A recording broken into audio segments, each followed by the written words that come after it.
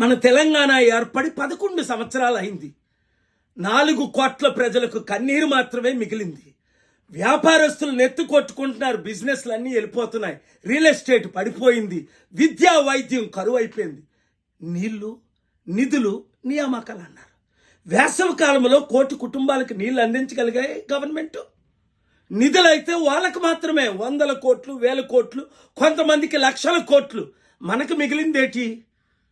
4 కోట్ల ప్రజలకి 10 లక్షల కోట్లు అప్పు.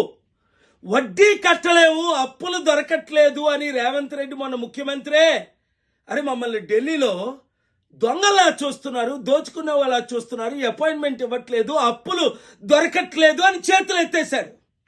ఇది ఈరోజు తెలంగాణ పరిస్థితి. 60 లక్షల నిరుద్యోగులకు ఉద్యోగాలు వచ్చాయా? కంపెనీలు వచ్చాయా? ఎన్ని సమిట్లు పెట్టి ఏమైనా మంచి పేరు వస్తుందా? సరికదా. మహిళలకు క్షేమం లేదు, సేఫ్టీ లేదు, రోడ్ల మీద నడలేకపోతున్నారు. మిస్ వరల్డ్ కొరకు మిస్ ఇంగ్లాండ్ వస్తే అయ్యో ఈ హైదరాబాదులో నన్ను ఒక వేశ్యలాగా చూస్తున్నారని ఆవిడ హైదరాబాదులో పారిపోయి దేశ విదేశాల్లో మన పరువు తీస్తుంది. ఇది ఈరోజు పరిస్థితి. అందుకనే వీళ్ళ వల్ల మార్పు రాదనే శ్రీకాంతాచారి తండ్రి వెంకటాచారి అయ్యా నేను 1200 మంది కుటుంబాలు బలిదానం చేస్తే తెలంగాణ ఏర్పడింది, ఈ పార్టీల వల్ల లాభం లేదని ప్రజాశాంతి పార్టీలో చేరాడు. ఎంతమంది అన్ని పార్టీలు పిలిచినా వద్దు అని చెప్పి గద్దరన్న మన ప్రజాశాంతి పార్టీలో చేరాడు. ఎందుకు? మార్పు రావాలి, ఆ మార్పు మనమే తేవాలి, మనందరం కలిసి పనిచేస్తాను. వాళ్ళైతే కొట్టుకుంటున్నారు.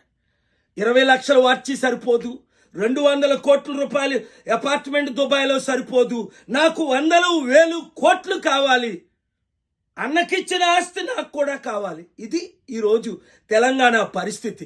ఈ కుటుంబ పాలన వద్దు, ఈ కుల పాలన వద్దు, ఈ అవినీతి పాలన వద్దు, వారి పాలన మనకొద్దు. మన ప్రజలకు శాంతి రావాలంటే ప్రజాశాంతి పార్టీయే రావాలి, మన పార్టీయే రావాలి. మీరు నేను కలిసి పని చేస్తే తప్పక బంగారు తెలంగాణను తీసుకొస్తాం. అవినీతి అక్రమ అప్పులన్నీ తీర్చేసి తెలుగు రాష్ట్రాలు అభివృద్ధి చేస్తాం. హైదరాబాద్ని మరలా ప్రపంచ మ్యాప్లో పెడతాం. ఈ వీడియో అందరికీ షేర్ చేయండి.